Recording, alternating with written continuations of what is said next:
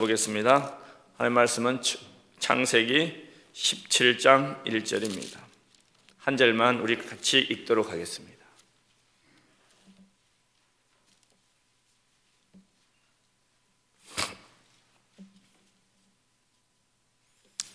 창세기 17장 1절 한 절 우리 다 같이 합독하도록 하겠습니다. 시작. 아브라함이 99세 때 여호와께서 아브라함에게 나타나서 그에게 이르시되 나는 전능한 하나님이라 너는 내 앞에서 행하여 완전하라. 아멘. 창세기 17장은 그 아브라함의 톨레토트, 즉 족보에서 그 중요한 전환점이 되는 그러한 장입니다. 이때 아브라함의 나이가 99세였어요. 사레의 나이는 89세였습니다. 본문은 이 12장에서부터 그 17장에까지 하나님께서 사실 우리가 이제 계속 설교를 말씀을 통해서 봤지만 하나님께서 몇 번 동안 아브라함을 부르신 장면이 나옵니다. 하나님께서 처음으로 아브라함을 불렀 때가 창세기 12장이죠. 아브라함을 부르면서 너는 고향 친척 아버지 집을 떠나서 내게 보여줄 땅으로 가라. 그러면 내 이름이 창대하고 너는 복의 근원이 된다는 그런 말씀을 주셨습니다. 아브라함이 이 약속을 믿고 자기 고향을 떠난 때가 75세 때였습니다. 그 후 15장에서 창세기 15장에서 하나님은 아브라함에게 하늘을 별을 보게 한 후 저 별과 같이 내 많은 후손들이 태어날 것이다. 그리고 가나안 땅을 기업으로 주겠다는 그러한 약속의 말씀을 하셨습니다. 15장에 보면 이러한 하나님의 약속의 말씀을 믿고 여호와께서는 이를 그 믿는 아브라함에게 의로 여기시고 아브라함과 또 새로운 언약을 그 15장 후반절에 세웠습니다. 오늘 보면 17장의 내용은 어쩌면 그 12장과 그 15장에 아브라함에게 나타난 하나님과 그 비슷한 장면이 연출됩니다. 아브라함이 하갈과의 사이에서 이스마엘을 낳은 후에 13년이 지났을 때 오늘 본문에서 하나님이 다시 아브라함에게 나타나셨습니다. 그리고 나는 우리가 읽은 본문의 말씀처럼 전능자 하나님이다. 갑자기 나타나셔서 너는 내 앞에서 행하라. 어떻게? 완전하게 행하라는 그런 말씀을 오늘 아브라함에게 주셨습니다. 그러면서 아브라함의 이름을 바꾸죠. 그리고 언약을 새롭게 하는 그 정표로서 할례를 받으라고 아브라함에게 명령하였습니다. 참 17장의 내용을 우리가 이 아침에 설교하기는 본문이 너무 많습니다. 그래서 저는 1절을 중심으로 그 전능하신 하나님이란 제목으로 이 아침에 여러분들과 은혜를 나누고자 합니다. 그 17장까지 그 17장 이전까지 나타난 그 하나님, 즉 하나님의 속성은 하나님 이름은 하나님 또는 여호와 하나님으로 이렇게 찾아오셨어요. 아브라함에게. 여호와 하나님은 어떠한 하나님입니까? 언약의 하나님이시고 약속의 하나님이셨습니다. 그런데 오늘 본문 1절은 하나님께서 나타나셔서 자신을 엘 샤다이, 나는 전능자라 그렇게 말씀하고 계세요. 자신을 전능자 하나님으로 계시하고 있습니다. 엘 샤다이가 무슨 뜻입니까? 엘은 우리가 하나님이라는 뜻이죠. 샤다이는 힘, 즉 능력이란 것입니다. 그래서 우리 한국말로는 번역해서 보면 전능자 하나님이라는 것입니다. 오늘 그 인류 최초로 아브라함이 그 전능자 하나님을 만난 사건이 소개되고 있습니다. 1절을 보면 아브라함이 99세 때 하나님이 다시금 아브라함에게 나타나셨다고 그러죠. 우리가 16장에서 보면 하나님의 약속의 그 말씀을 믿지 못하고 아내 사라의 그 말에 동의해가지고 하갈을 첩으로 그 취한 때가 아브라함이 86세 때였습니다. 그리고 13년이 지난 오늘 99세 때 다시 하나님께서 나타나셨어요. 제가 처음으로 하나님께서 아브라함을 부른 때가 75세였다고 했습니다. 사실 그때는 어떻게 아브라함이 하나님을 알고 있었는지 성경은 우리에게 분명하게 말씀하고 있지 않습니다. 그렇지만 한 가지 분명한 사실은 하나님은 그러한 아브라함의 부름에 응답하고 순종했습니다. 그 순종 후 그는 보이지 않는 하나님을 어떻게 했습니까? 보이는 하나님처럼 그렇게 따라다녔어요. 그렇게 하나님과의 교제하는 삶을 살았습니다. 그러다가 인내하지 못하고 16장에서 사례의 말을 듣고 하갈을 첩으로 맞이한 다음 아브라함이 아들 이스마엘을 얻었습니다. 이스마엘을 얻은 후 13년 동안 하나님과 아브라함 사이에서는 어떠한 이 관계가, 어떠한 대화가 나타나는 것이 성경에서 없습니다. 어쩌면 이 기간은 아브라함의 삶에서 참 영적으로 그러한 불모의 시간이었습니다. 왜냐하면 하나님께서 이 시간 동안에 아브라함에게 침묵하고 계셨습니다. 우리가 성경을 읽으면서 이 침묵하고 계셨는 왜 하나님께서 아무 반응 없이 왜 아브라함에게 찾아오셔서 자신을 나타내지 않았는지 우리는 그 이유에 대해서 주목해 둘 필요가 있습니다. 아브라함이 하나님의 그 뜻이 아니었지만 하갈을 취해서 아들을 얻었습니다. 그래서 잘 살고 있었어요. 잘 살고 있는 아브라함에게 하나님이 찾아오셔서 다 늙은 아브라함에게 99세 찾아오셔서 자신을 오늘 누구라고 소개했습니까? 전능자 하나님이라고 소개했습니다. 이러한 전능자 하나님이라는 말을 들은 아브라함의 태도가 어떠했습니까? 우리 17절을 다 같이 한번 읽어보겠습니다.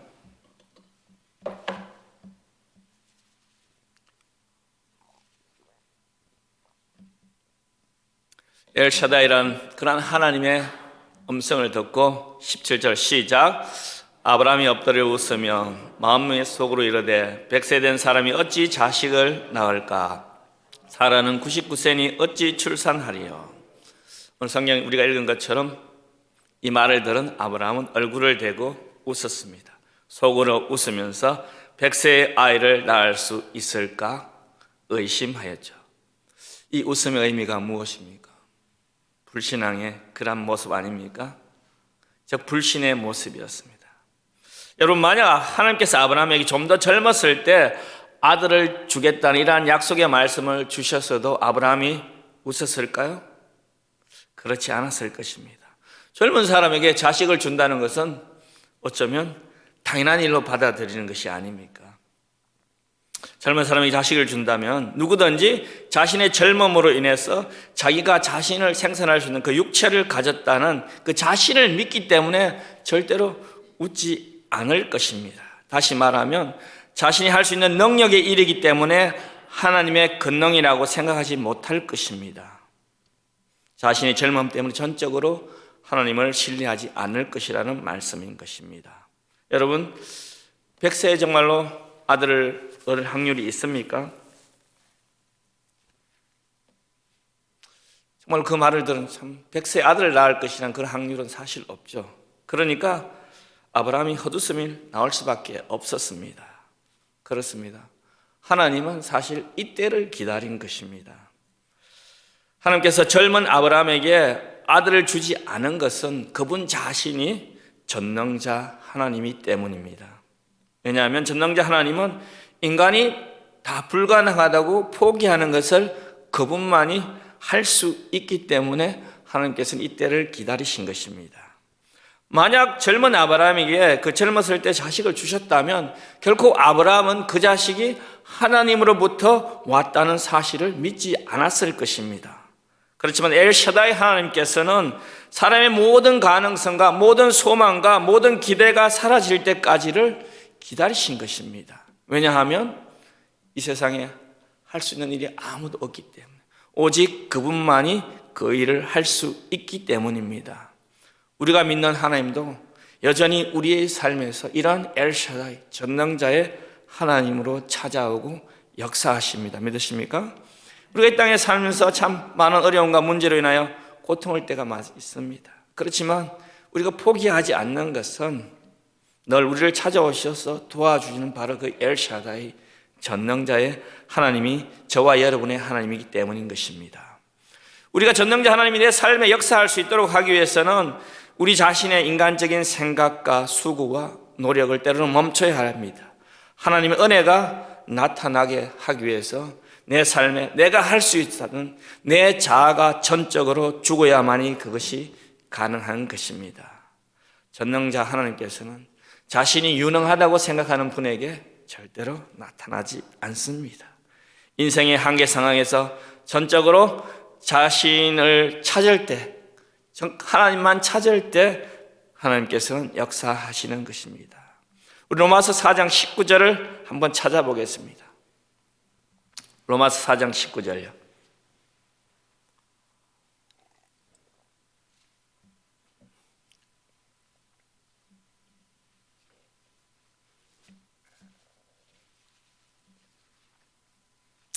같이 읽도록 하겠습니다. 시작. 그가 백세나 되어 자기 몸이 죽은 것 같고 사라의 태가 죽은 것 같음을 알고도 믿음이 약하여지지 아니하고라고 기록되어 있습니다. 뭐라고 합니까? 아브라함의 몸이 죽었다, 그렇게 기록되어 있고, 사라의 태가 죽고 나서야 비로소 하나님 자신의 말씀을 이루시고 그에게 아들을 주겠다고 말씀하셨습니다. 인간적으로 생각을 불가능하다고 포기한 후 모든 기회가 닫힌 후에 하나님은 역사하신다는 말씀인 것입니다. 하나님은 우리의 능력이 죽을 때까지 기다리고 계시는 것입니다. 시편 107편을 보면 이스라엘 백성들이 광야 사막길을 방황하면서 거주할 성읍을 찾지 못하고 목이 말라 죽기 직전까지 있다가 그 이후에 정말로 죽기 직전에 여호와를 부르시며 하나님께서 그들의 고통을 건지시고 구원하셨다는 그런 말씀이 기록되어 있습니다. 우리는 우리의 삶에서도 이러한 교훈을 우리의 마음속에 새겨야 합니다. 우리의 신앙생활 가운데 하나님께서는 정말로 우리가 답답할 정도로 우리의 기도에 아무 응답하지 않을 때가 많이 있습니다. 이러한 시간들이 우리에게 주어지면 저를 비롯한 많은 사람들은 참 급한 성격에 나 자신이, 우리 자신이 무엇인가 하려고 계획을 이루고 뭔가 합니다. 우리가 기억해야 될 것은 아직도 하나님께서 역사할 시간이 되지 않았다는 사실인 것입니다. 하나님께서 아브라함을 75세에 부르시고 자신이 축복한 그 약속을 25년 후에나 이루셨습니다. 하나님이 이러한 미루심에는 바로 여러 가지 이유들이 있습니다. 어떤 때는 그 자녀를 우리들을 시험하기 위함이고, 어떤 때는 우리의 인내를 더 견고하기 위함이고, 어떤 때는 우리의 자아를 더 죽이기 위한 거고, 어떤 때는 그 방법이 사람의 방법이 아닌 하나님의 방법으로 선하게 인도하기 위함입니다. 그렇지만 우리가 분명하게 명심해야 할 것은 하나님은 결코 자신의 약속을 철회할 뿐 아니라 자신이 내뱉은 그 말씀에 대해서 변치 않으신다는 말씀을 우리에게 주셨습니다. 히브리서 7장 25절을 보면 예수님께서도 자기를 힘입어 하나님께 나아간 자들을 온전히 구원할 수 있다고 하셨는데 그분이 바로 전능자이기 때문인 것입니다. 성경은 수없이 많은 구절을 통해서 우리에게 염려하지 말라, 놀라지 말라, 두려워 말라, 내가 너의 구원자라, 즉 전능자 하나님 되심을 강조하고 있습니다. 유다서 24절 보면 이런 말씀이 있습니다. 능히 너희를 보호하사 그침이 없게 하시고 너희로 그 영광 앞에 흠이 없이 기쁨으로 서게 하실 것이라. 이 말씀이 무슨 말씀입니까? 전능자 하나님께서 우리가 주님의 보좌 앞에 설 때까지 우리를 지키시고 인도하고 보호하신다는 그런 말씀인 것입니다. 이 하나님이 저와 여러분의 엘샤다의 하나님인 것입니다. 전능자 하나님이라고 본문은 말한 후 그 후에 무엇을 말하였습니까? 1절에 내 앞에서 행하여 완전하라, 그런 말씀을 아브라함에게 주셨습니다. 이 말씀을 보면 하나님께서 아브라함에 뭔가 요구하는 그 뉘앙스가 있는 것 같아요.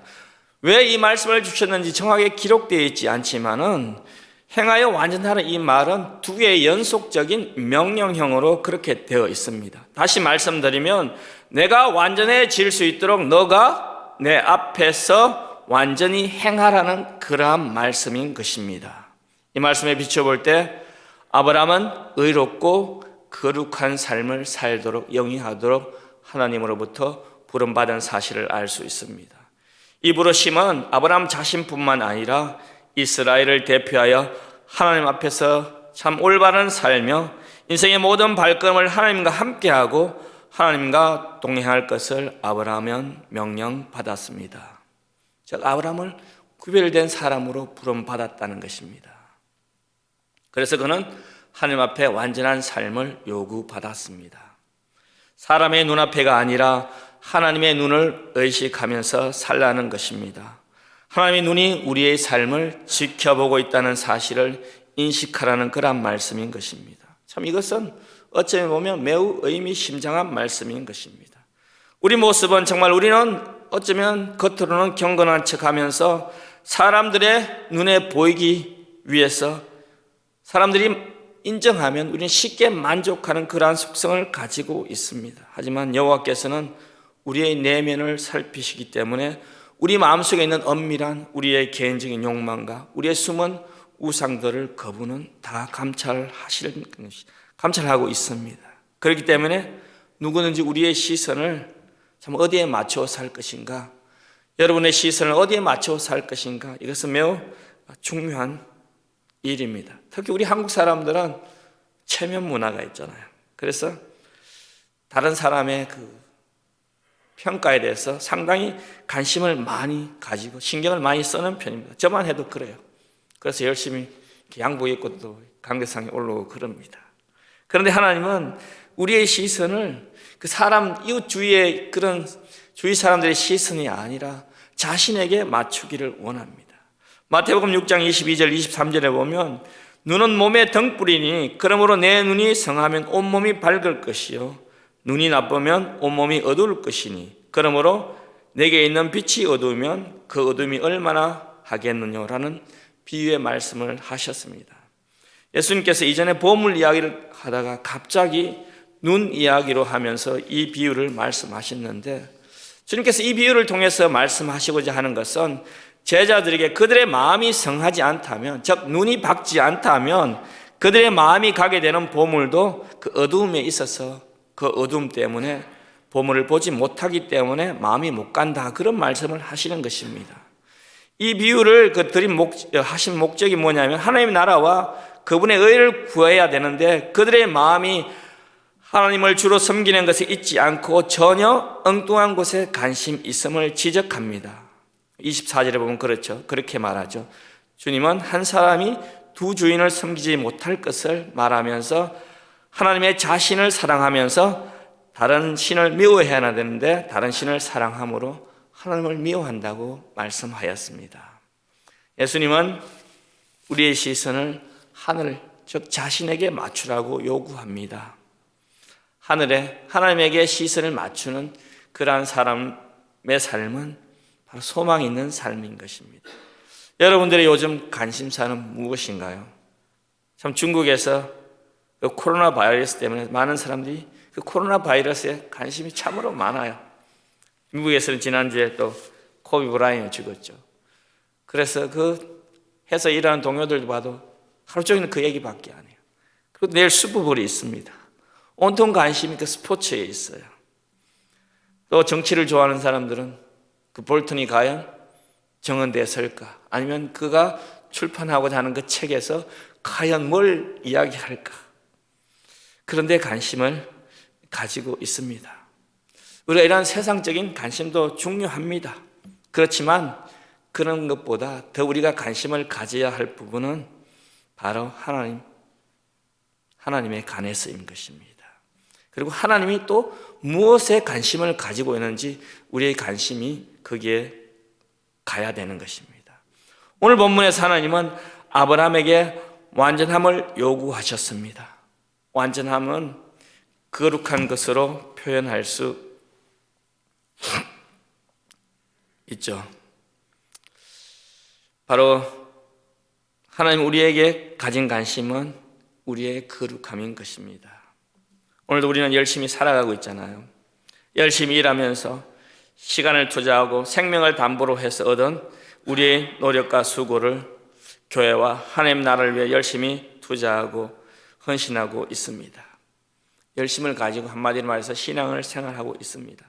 이런 열심도 중요하지만 이것보다 더 중요한 것은 얼마나 내가 하나님 보시기에 완전한 삶을 살고 있는가, 여기에 우리가 관심을 두는 것이 더 중요한 일입니다.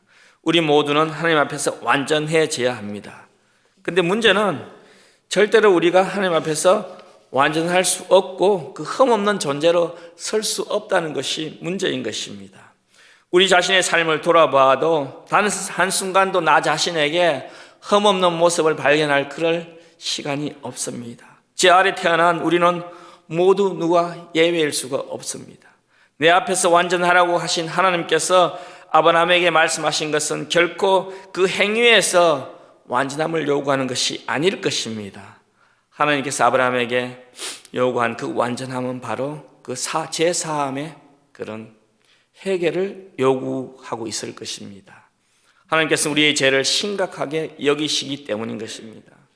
성경을 아무리 봐도 아브라함이 그 하나님의 약속과 인내를 기다리지 못하고 제멋대로 행동해서 이스마엘을 얻은 것에 대해서 하나님께 용서를 구했다거나 회개했다는 내용이 전혀 언급되고 있지 않습니다. 그래서 어쩌면 하나님께서는 13년 동안 그 아브라함의 죄로 인해서 그것들을 마땅치 여기지 않았기 때문에 침묵하지 않았는가 그런 생각을 하게 됩니다. 왜냐하면 1절을 보면 하나님께서 침묵을 깨고 하나님께서 아브라함에게 요구하신 것은 내 앞에서 행하여 완전하라 그런 말씀을 했기 때문에 무언가 하나님이 아브라함에게 불편한 감정이 있었던 것 같습니다. 그래서 지난 13년의 그 아브라함의 삶을 돌아봐도 그가 하나님께 나가서 자신의 잘못과 불순종에 대한 그런 회개의 모습을 찾을 수가 없습니다. 그래서 하나님께서 아브라함과 다시 대화를 하면서 죄와 타협하거나 흐지부지한 순종을 용인하지 않겠다는 것들을 아브라함이 알고 깨닫기를 원했던 것 같습니다. 우리의 일상에서도 죄와 타협하지 않고 우리는 죄와 타협하면서 편안할지도 모르지만은 하나님께서는 결코 그런 우리를 편안한 마음으로 보시지 않습니다. 아브라함뿐만 아니라 우리 모두는 다 우리의 삶에서 매일 하나님과 교제하고 하나님의 음성을 듣기를 원합니다. 그렇지만 우리의 삶에서 실제로 하나님의 음성을 듣지 못하는 이유가 바로 우리의 삶이 너무 쉽게 죄와 타협하고 거룩하지 못한 삶의 모습이 우리 가운데 있기 때문인 것입니다.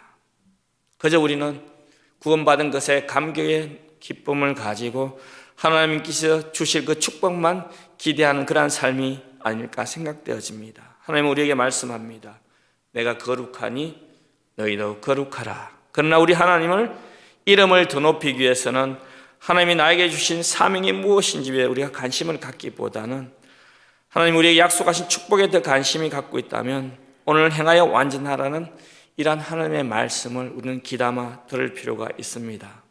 예수님도 제자들에게 하늘에 계신 너희 아버지의 완전하신 같이 너희도 완전하라고 말씀하셨습니다. 베드로전서 기자는 2장 21절에 우리들이 이 땅에서 추구해야 될 완전의 목표가 무엇인지 우리에게 권면하고 있습니다. 이를 위해서 너희가 부르심을 받았으니 그리스도도 너희를 위하여 고난을 받으사 너희에게 본을 끼쳐 그 자취를 따라오게 하려 하셨느니라 그렇게 말씀하셨습니다. 말씀을 마무리하겠습니다. 나는 전능자 하나님이라. 내 앞에서 행하여 완전하라는 그분은 우리가 믿는 바로 엘샤다이 전능자 하나님입니다. 지금 우리가 이해하지 못한다고 해서 하나님의 전능은 결코 훼손될 수가 없습니다. 그분만이 무에서 이 우주를 창조하셨고 그것을 완성하실 분이기 때문인 것입니다. 성경은 그분 앞에서 행하여 완전하라고 합니다. 그분의 약속을 온전히 믿고 주님의 발자취를 쫓아가는 것이 우리가 완전에 이르는 유일한 방법이라는 말씀을 베드로 기자는 말씀하셨습니다. 우리가 오늘도 우리의 삶의 터전에서 이러한 주님의 모습을 닮아가는 주님의 발자취를 쫓아가면서 의로움을 완성하는 우리의 삶이 되기를 주님의 이름으로 축원드립니다. 주신 말씀을 우리 생각하면서 같이 기도하겠습니다.